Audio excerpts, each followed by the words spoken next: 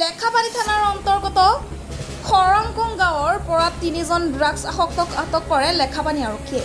3জন drugs আসক্ত ব্যক্তি হ'ল 2 নং নিয়ঙামৰ নিবাসী গুণকান্ত ওৰাং, 3 নং উদয়পুৰৰ নিবাসী বিকাশ সিং চেত্ৰী আৰু 3 নং উদয়পুৰৰ নিবাসী শেখৰ লালগিৰি। ব্যক্তি কেইজনৰ পৰা আৰক্ষীয়ে এটা চাধা টেমাত ড্ৰাগছ উদ্ধাৰ কৰে। বৰ্তমান লেখাপানী আৰক্ষীৰ জিম্মাত ৰখা হৈছে ধৃত লোক কেইজনক। জাগুনৰ পৰা গৌৰৱ মহম্মদ, ইণ্ডিপেণ্ডেণ্ট অসম 24।